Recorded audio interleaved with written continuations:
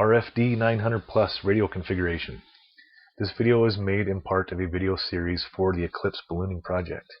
The scope of this video may seem very narrow. That is the intent.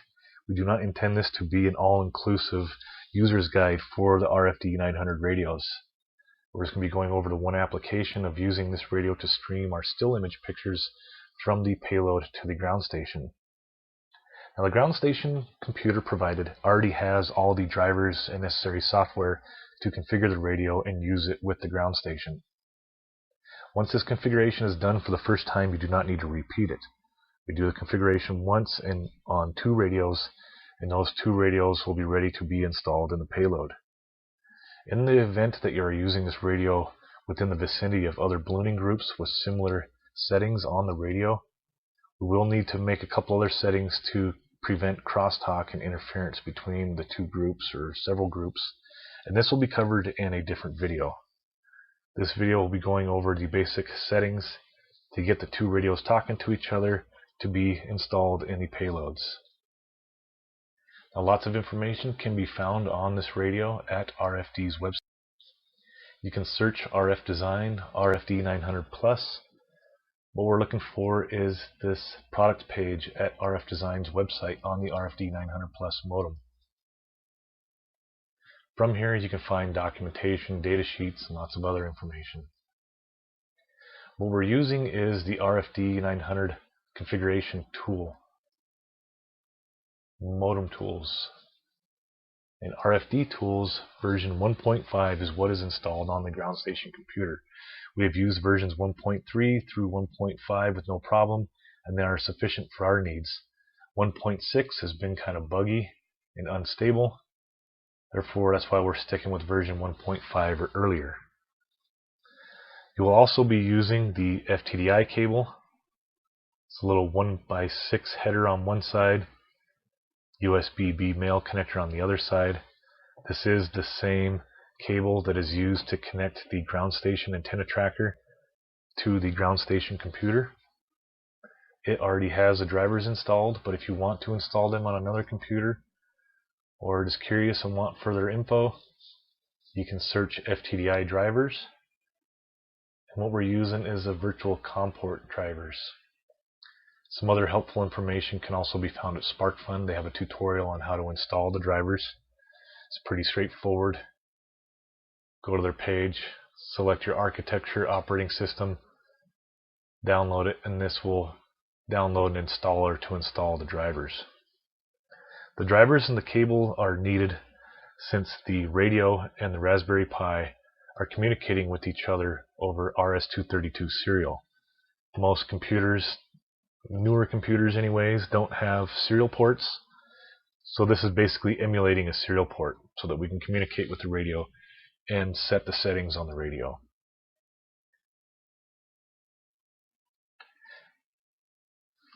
Then we need to know what the COM port number is of the ftdi cable. If you just go to your device manager, under device manager and ports, this will give you a list of all your COM ports. Now, there'll be a COM port assigned to your ftdi cable. On the ground station computer, more than likely you'll just have one entry here. Now, you do need to have the ftdi cable plugged into your computer in order to see this. So go ahead and plug your ftdi cable into the ground station computer. Just search device manager, and that will bring you here.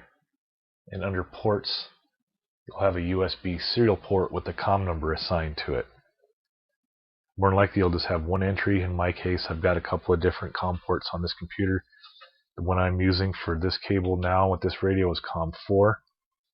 Now, this number won't ever change. As long as you're using the same computer with the same ftdi cable, this COM port number will stay the same. Once you look it up once and remember it, that's the COM port you stick with. You can use other cables. You'll just have to go back into the device manager and look up to see what COM port number it was assigned. Also, on the ground station computer, you'll have a folder that has some RFD utilities and a couple of references. There's an ftdi pinout for the ftdi cable. So on the cable itself, the top black wire is this top black wire in the diagram, number 1, which is our ground. Also on the RFD user's guide on the product page, you'll find the same diagram. This number 1 on the diagram, this is the pinout of the header on the bottom of the radio. So this 2-row header that is on the bottom of the radio is this pinout here. So number 1 on the bottom left, which is ground, is also this bottom left pin on the header. So you can see the 2 rows of the header here. Camera will focus. There's 2 rows here. This bottom left one is ground. On the top there's a little jumper. This jumper is going between pins 4 and 6, which is needed to bring power from the FTDI cable to the radio. Now before we connect the cable to the radio, we want to make sure we have the antennas attached. As soon as the radio powers up, it'll be trying to find other radios in the area and it will be transmitting. So whenever a radio is transmitting, it's expecting a certain amount of impedance on the output. Now per RFD's website and their data sheet, they say that 1 antenna is good enough. Good habit, good practice. I suggest putting an antenna on any output on any transmitter. Because when it transmits and it's expecting a certain amount of impedance, if there's no antenna there and there's no impedance there, you can send too much power through the finals of the radio and you can damage the radio. So before powering the radio, always make sure you have an antenna connected to the output. You can use any antenna provided in the kit. These little quarter wave omnidirectional antennas are just the most convenient. You can use the longer half wave or even the Yagi or patch antennas on the ground station. But for sake of demonstration and convenience, I'm just using little quarter wave omnidirectional antennas. Once you have the antennas attached, you can go ahead and connect your black number 1 of the cable to your bottom left number 1 on the header pin.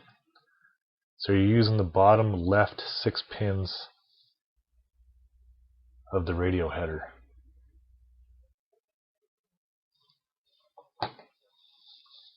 Now once you have the radio connected and you know which COM port your FTDI cable is on, you can now go into the RFD utility and set the settings on the radio. So in the same folder with the pinouts and the RFD information, there's also a screenshot of the settings that we want. You can use this for your reference. These are the settings that we want to set on the radio. So using the modem tools, this is the utility that we use to set all the settings on the RFD 900. Now you want to select the COM port that you found out previously in the device manager and select read settings. And what this will do, will read the current settings on the radio and display them here in the user's interface. Now default, the baud rate is set at 57,600. This is the data rate that the radio communicates with the computer. Now this radio that I'm using here, I've already set this up. I've already configured it to be used on the ground station and the payload. So it'll fail to connect here. So as soon as we get this failure notice, say failed to load settings. Now anytime you get this error, 99.9% of the time it's because you have a baud rate mismatch. Now when your very initial setting of the radio from the factory, it is set at 57,600. So if you've never configured a radio before, you will leave this setting at 57,600 and read the settings. If you've changed the baud rate at any time, you'll have to match the baud rate with what it was set at. So in our case, I've already configured this radio in the past, which we're using 38,400, and read settings. Now if it's successful at reading the settings, It'll tell you upload or something like that successful, and all of your settings. Yeah, settings loaded. So all of these values here are the current values of what the radio is set at. Now these are the values that we want. This is the values that we want on the payload side and the ground station side. So our baud rate will always be at 38,400. Airspeed is at 48. You can go to 64. This can decrease or increase the amount of time it takes to download a picture. Right now the pictures are being sent in 10,000 bit packets. If you get any error in there, it'll resend that packet. If you increase the airspeed, this is the speed, the data rate the two radios are talking to each other, you can get more bit errors, which will result in more packets needing to be resent, which can make downloading the picture take longer. What we found is 48 for the airspeed to kind of be the sweet spot of not taking forever to download a picture, but it is also not incurring a bunch of bit errors to where we got to resend a bunch of packets. Now the net ID, this is just an arbitrary number that you can select. Just make sure both radios that you're using, payload and ground station side, have the same net ID. This is basically like a network name, like an SSID name on Wi-Fi. So all the radios, if there's any other radios nearby, if they will all receive all packets. If it's intended for a different net ID, the radio will just ignore that packet. If it is intended for the same net ID, then the radio will listen to that packet.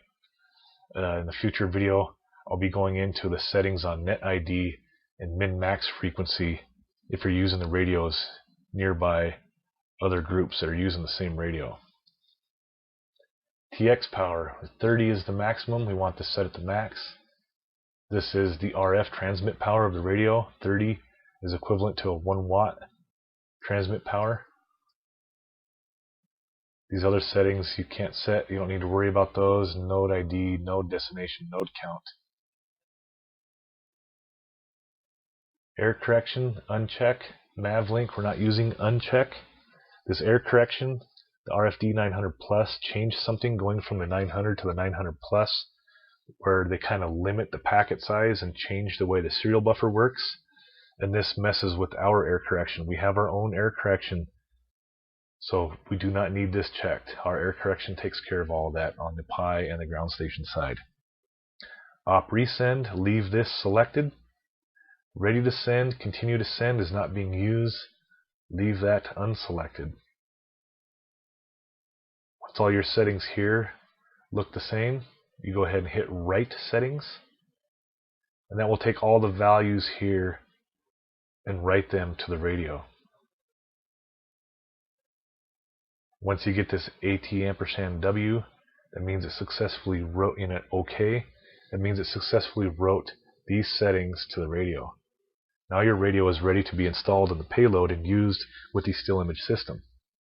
You'll do this twice. You got two radios, one for the payload, one for the ground station.